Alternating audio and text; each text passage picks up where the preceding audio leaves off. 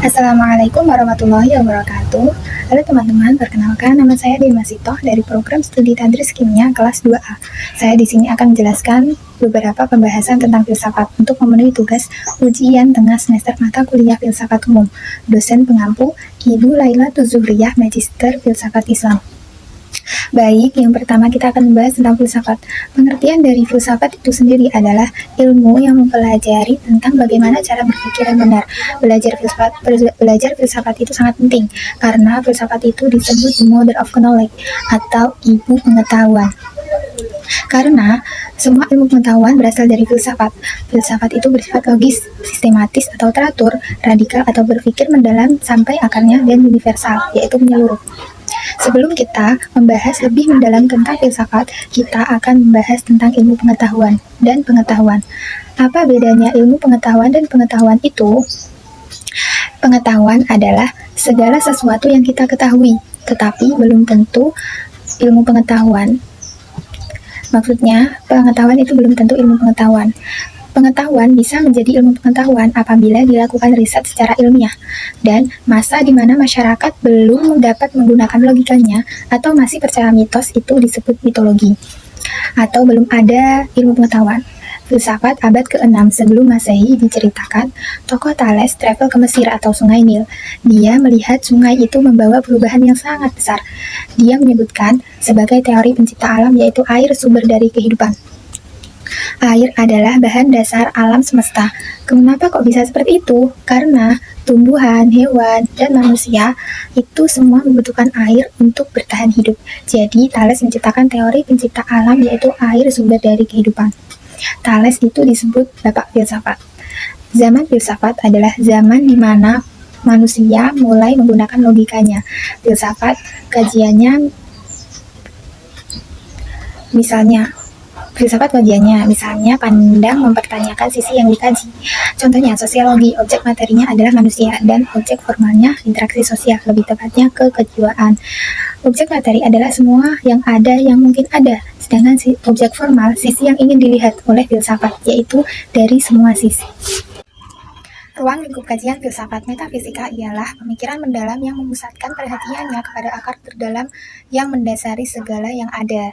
Mental fisika dibagi menjadi dua, yaitu umum dan khusus. Kalau umum disebut juga ontologi, sedangkan khusus seperti mengkaji tema-tema tertentu. Ruang lingkup filsafat ada tiga, yaitu ontologi, epistemologi, dan aksiologi. Ontologi merupakan cabang teori hakikat yang membicarakan hakikat sesuatu yang ada atau kenyataan sebenarnya. Objek kajian ontologi itu ada dua, objek material dan objek formal. Objek material ontologi ialah yang ada, yaitu ada individu, ada umum, ada terbatas dan tidak terbatas, ada universal, ada mutlak, termasuk kosmologi dan metafisika, dan ada sesudah kematian maupun sumber segala yang ada. Objek formal ontologi adalah hakikat seluruh realitas. Bagi pendekatan kualitatif, realitas terampil dalam kuantitas atau jumlah. Telaahnya menjadi telaah monisme, paralelisme atau pluralisme. Epistemologi juga disebut logika, yaitu ilmu tentang pikiran. Epistemologi merupakan salah satu di antara tiga hal besar, ontologi, epistemologi, dan aksiologi, yang menentukan pandangan hidup seseorang. Pandangan di sini terkait erat dengan kebenaran, baik itu sifat, dasar, sumber, maupun keabsahan kebenaran tersebut. Aksiologi dasarnya berbicara tentang hubungan ilmu dengan nilai. Apakah ilmu bebas nilai dan apakah ilmu terkait nilai?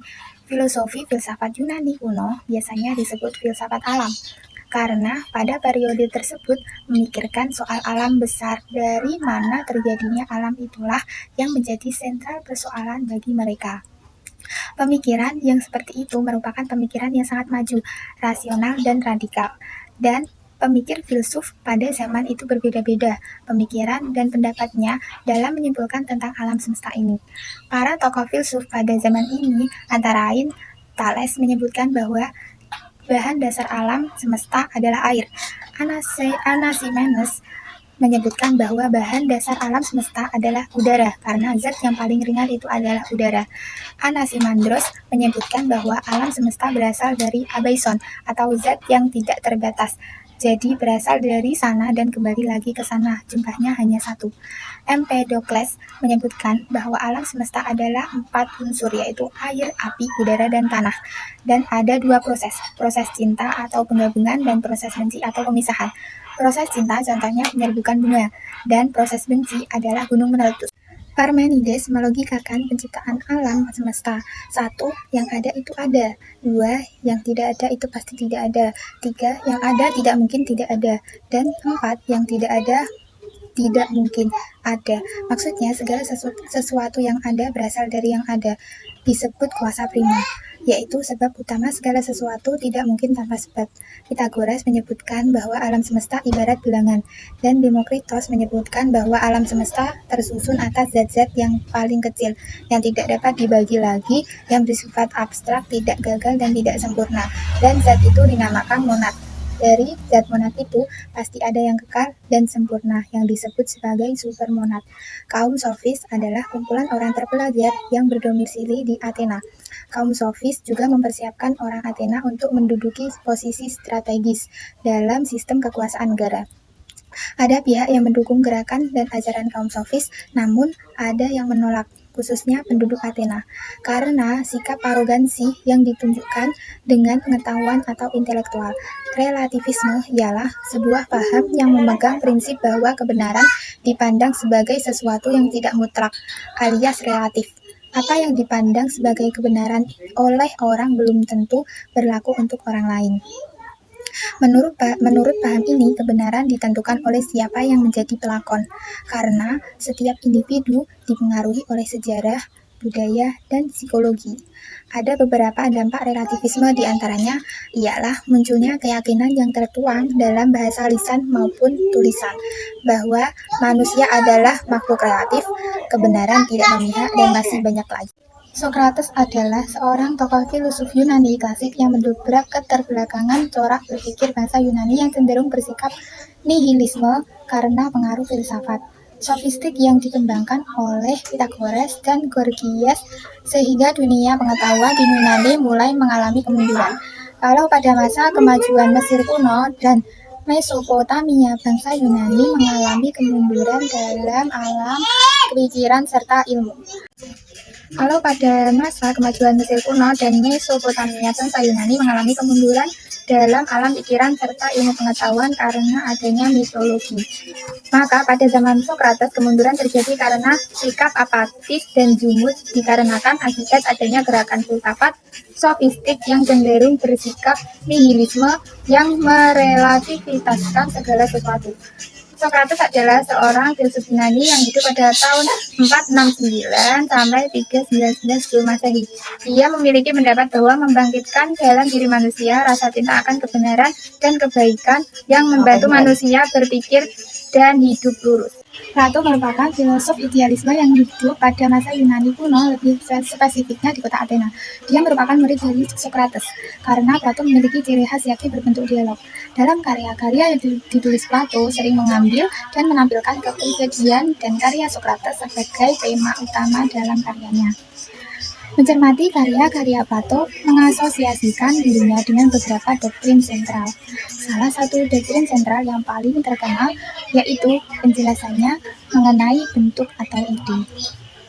Manusia sesungguhnya berada di dua dunia yang berbeda, yaitu dunia ide dan dunia fisik. Dunia fisik atau dunia fisik atau tempat tinggal kita hanyalah sebuah bayangan dari dunia yang asli, dunia ide yang bersifat abadi dan kekal. Pengertian ide yang dimaksud Plato bukanlah ide seperti gagasan atau pemikiran manusia. Ide ini sama sekali tidak ada dalam alam pikiran manusia. Justru ide atau gagasan atau pemikiran manusialah yang berasal dari dunia ide. Untuk menjelaskan teorinya mengenai dunia ide, menurut Plato jiwa terbagi atas 3 bagian, namun bukan berarti memiliki wilayah yang terbagi. Selanjutnya, realisme Aristoteles. Realisme Aristoteles itu sesuatu yang ada atau formal, dan motena realisme, real nyata atau empiris, sedangkan isme adalah aliran atau faham harus bersikap fakta. Jadi realisme itu bukan sesuatu yang abstrak, tetapi bisa diterima akal, nyata, benar, nampak, dan empiris bisa dialami. Realitas itu ada 2, realitas indrawi dan realitas ide. Pengetahuan manusia itu dari pengalaman, bukan dari berpikir. Motena adalah fisik bahan manusia hakiki, sedangkan kurma itu bentuk. Misalnya, Motena itu badannya dan kurma itu jiwanya. Sesuatu yang ada pasti ada diciptakan, tidak mungkin muncul sendiri. Teori pengetahuan Aristoteles ada 10 kategori, yaitu substansi atau wujud, kuantitas atau jumlah, kualitas atau mutu, relasi, ruang dan waktu, posisi atau keadaan, kepemilikan, atlet atau aksi, dan fasilitas atau dikenai aksi. Hellenisme adalah akulturasi budaya Yunani atau luar yang mengikuti budaya Yunani. Raja Alexander mengajarkan budaya Yunani dan filsafat. Abad kedua muncul tokoh baru yaitu Platonis atau hedonisme, segala sesuatu yang berasal dari zat yang sama dan bakal kembali terciptanya. Ada dua bagian, yaitu bagian barat atau Kristen dan bagian timur atau Islam. Bagian barat itu juga dibagi menjadi dua, paristik atau materi, semua diatur gereja, dan skolastik atau sekolah, yaitu sekolah-sekolah yang mengajarkan teori gereja. Semua mata pelajaran boleh jelek, tetapi agama tidak boleh jelek.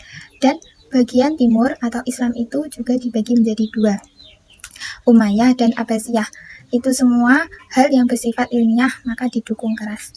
Baik, itu yang bisa saya sampaikan. Apabila ada kesalahan, saya mohon maaf. Wassalamualaikum warahmatullahi wabarakatuh.